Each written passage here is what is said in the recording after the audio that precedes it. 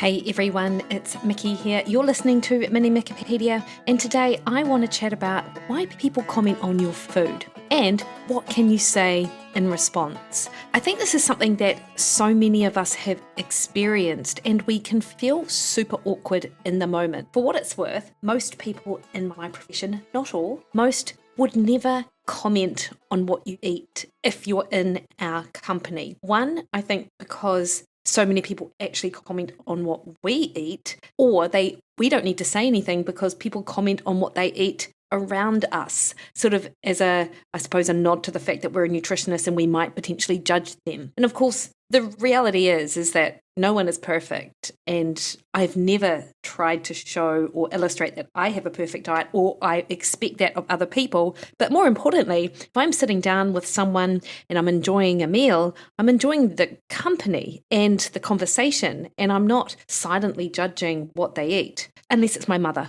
to be honest, I probably am. Anyway, all joking aside, we've all experienced the unhelpful, sometimes awkward, often passive-aggressive comments people make about what we're eating or we're not eating. And I have this conversation in my membership groups, and someone mentioned in the group that one of their colleagues was like, "Come on, just eat it," at a morning tea. Or someone else, a friend of mine, mentioned that someone made a remark that wasn't directed at her, but it was definitely about her and her food choices. And albeit this was from someone who is in fact a dietitian, which I found was pretty interesting. So ultimately, I think the first thing to appreciate is when people say these things, it's very rarely about you and your choice, ultimately. And you don't actually have to worry what they think. And of course, I'm going to say that, but we all worry about what other people will think. The comments, they're more a reflection of them and their choices. And I'm just going to outline some of what these choices are, what the reasons are for making these sort of comments.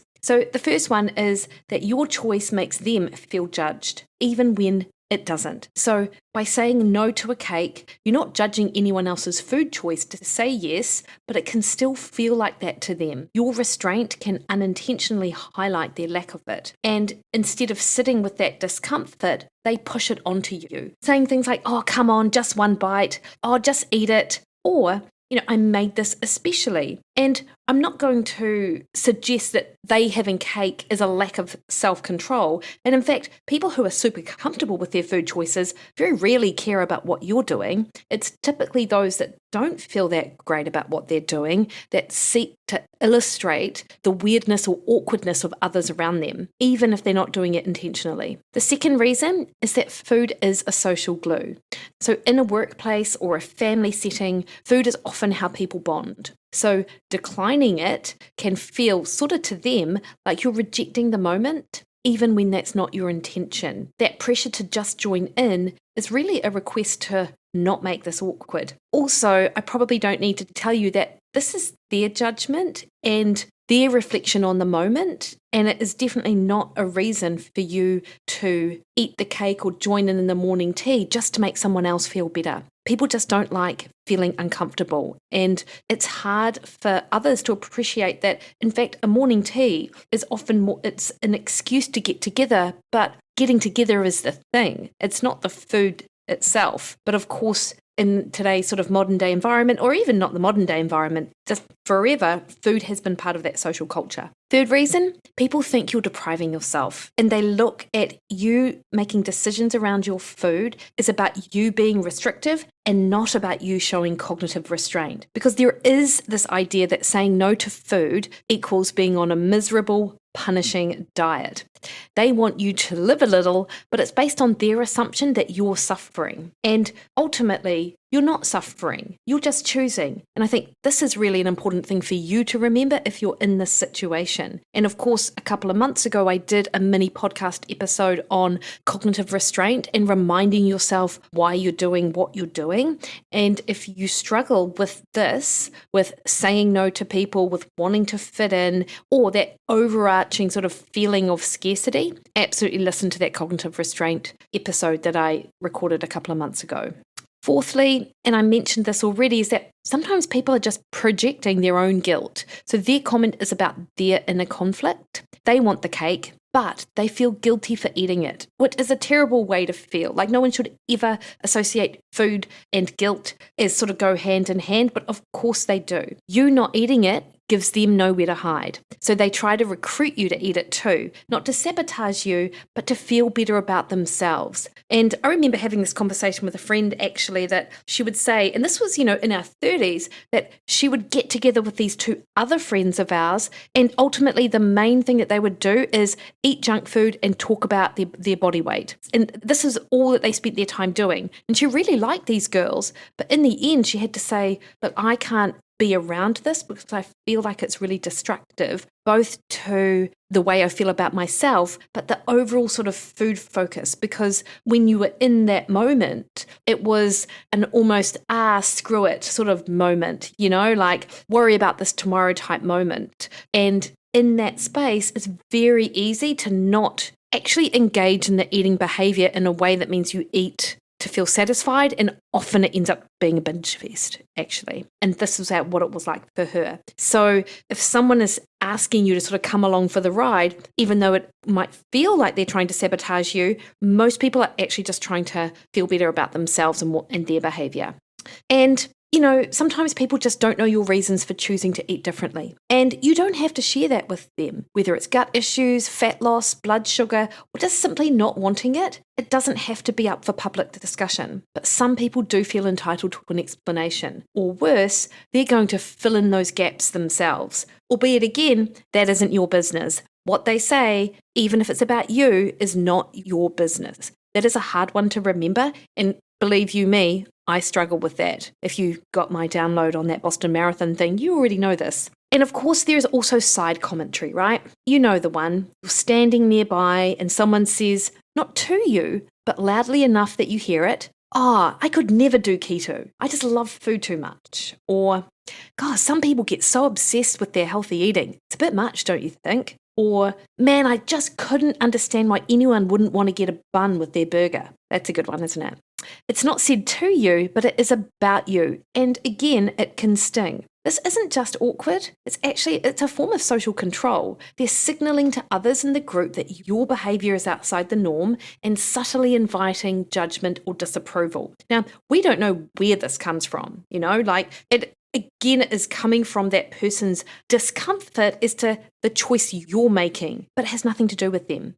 It's also a way to maintain group comfort. You're making a different choice, whether that's skipping dessert, getting a bunless burger, bringing your own lunch. They can feel that it threatens the status quo.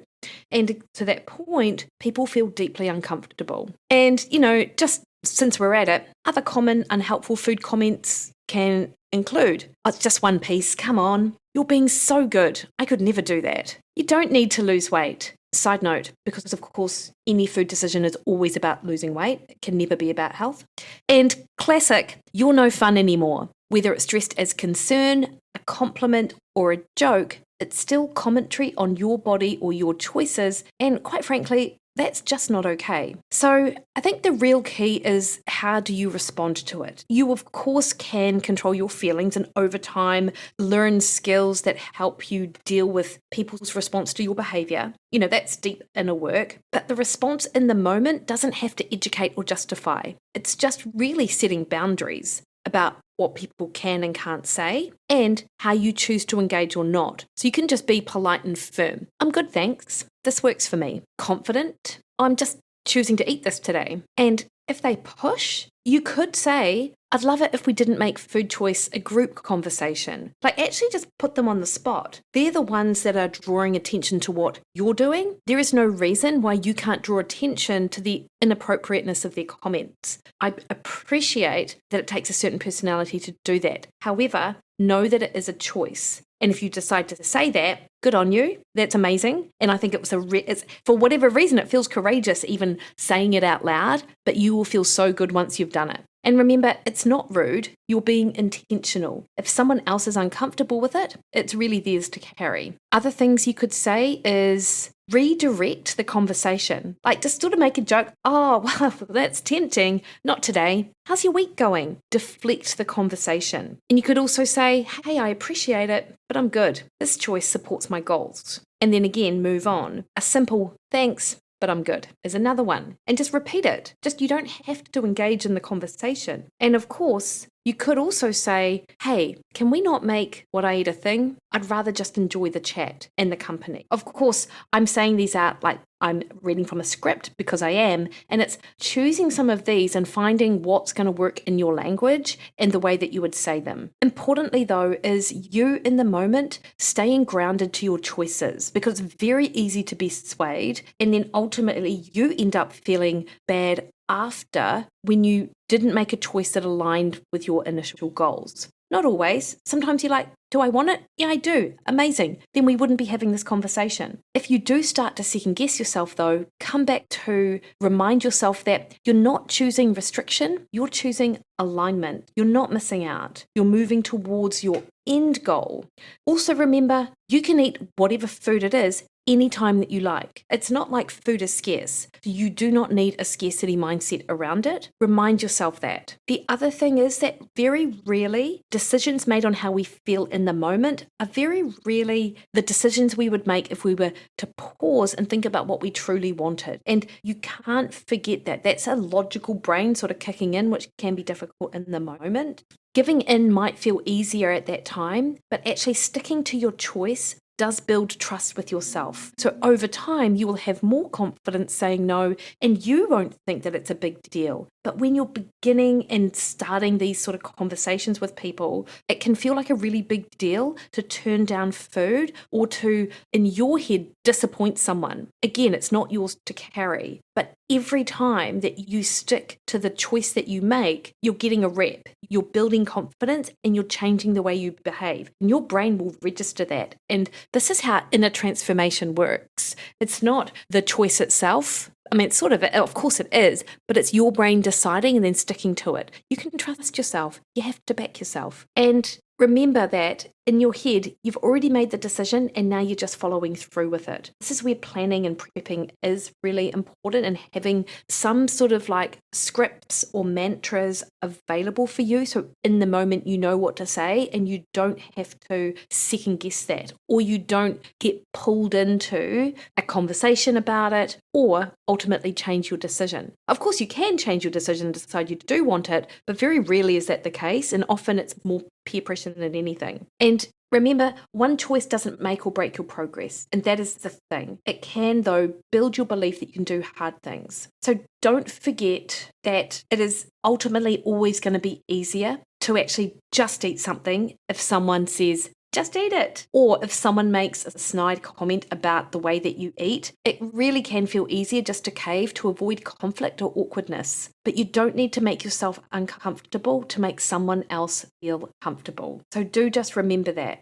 And importantly, remember your bigger why. So before you get yourself into a food pressure setting, morning tea, social drinks, family dinner, ask yourself, what are you working towards right now? What choice will help me feel proud later? Who do I want to be in this moment? Because this isn't just about managing food. You're not just on a diet. You're building your identity about the person that you want to be. And I know that someone listening to this, many people will probably roll their eyes and go, come on, it's not that big a deal. But it actually is, because the more you act in alignment with your goals, the more confidence you grow in your ability to make decisions that take you closer towards the identity you're trying to build. And that's really important, because anyone can follow a diet for 8 weeks and lose weight, but it really does take digging a little deeper and doing the inner work to make that weight loss sustainable. And this kind of thing is always going to come up, and having strategies to deal with it so it is no longer a deal ultimately is super important. So